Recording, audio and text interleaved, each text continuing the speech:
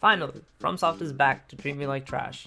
They're one of my favorite and most hated developers of all time, and they're back with Sekiro. Shadows Die Twice. And I couldn't be happier. I'm gonna go over the story, combat, our best friend death, character progression, and finally, some things to expect during your playthrough. It'll just be some explanations as well as some of my thoughts and opinions based on the 8 hours I've played. If you want to jump to a specific part, then here are the timestamps, and I made sure all the gameplay is early footage, and I also made sure not to ruin any jump scares or secret locations for you guys. FromSoft's storylines are known to be vague, but very deep. This game is probably no different, except it does seem to have a more obvious plot. We'll find out how deep it is as time goes on.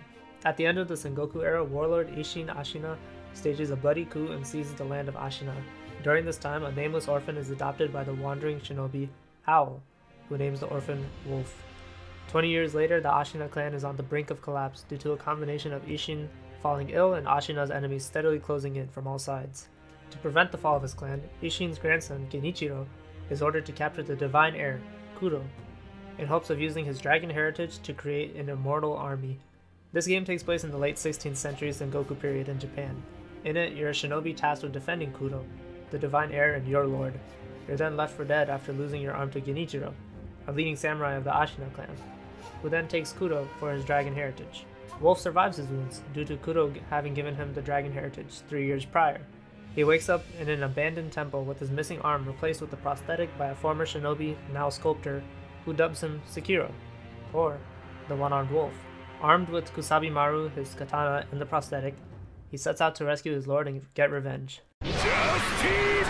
Justice! Justice! Justice! Looks like we've got ourselves a vengeance story here, folks, and personally, these are always a good time. I'm just curious as to how satisfying the moment of vengeance will be.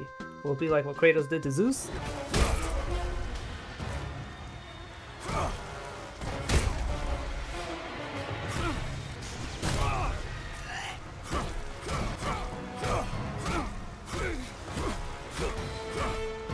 Or like what Mario does to Bowser. Probably somewhere in between, but I'm excited to find out. Combat in this game is very fast-paced. It makes my heart race. I've never played Bloodborne, but it looks and feels how I imagined it would be, except we do have blocking in this game. Depending on the enemy, I have to figure out if I should be all-out aggressive, or just wait for opportunities to strike, or a combination of both. Fights themselves are very fluid. I can dodge, grapple if I can, and what I seem to forget every single fight, jump. Some enemies have unblockable attacks, which you know they'll do when you see this red kanji. It could be a thrust, a sweep, or a grab.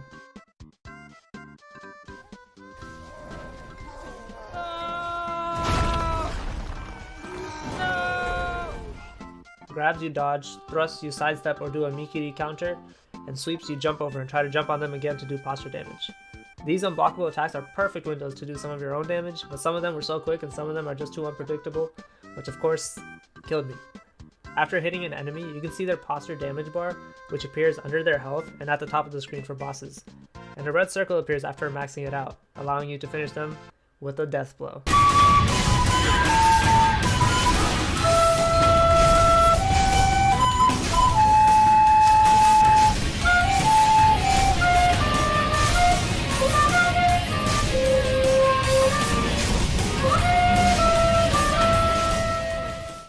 These are beautiful, satisfying, and don't seem to get old.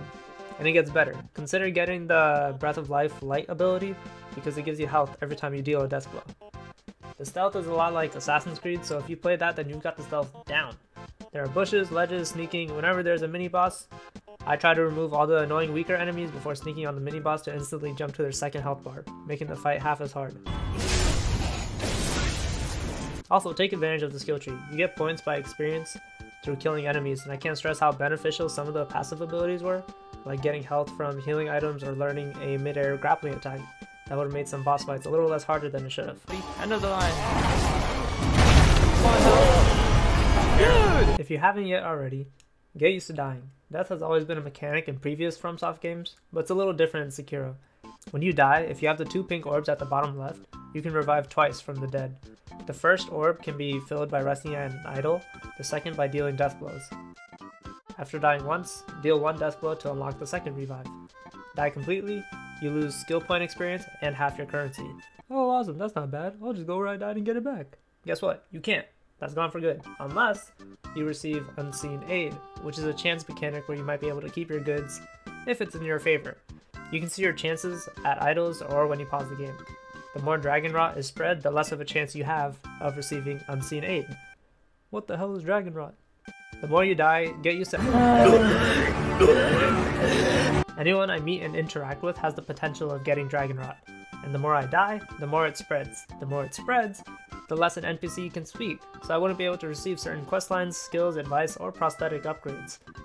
I don't think dragon rot is fatal, but there is a cure that you can make and cure everyone.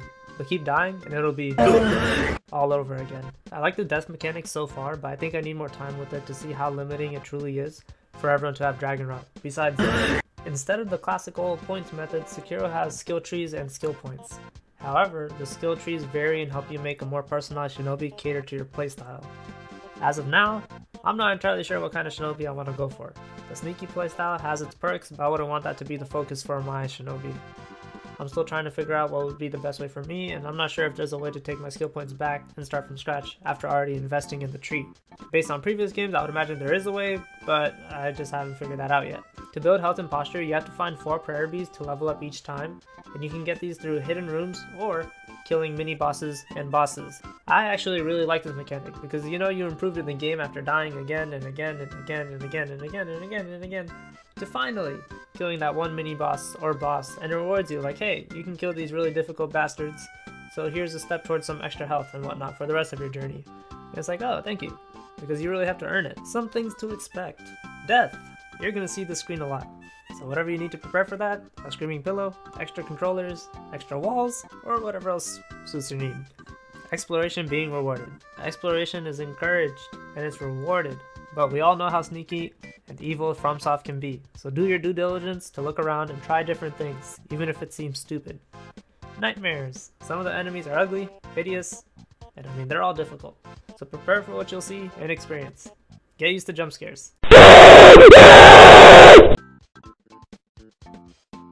Expect some questions.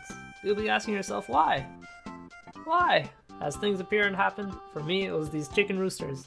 And I still just like why? Whose idea was this? Expect beauty.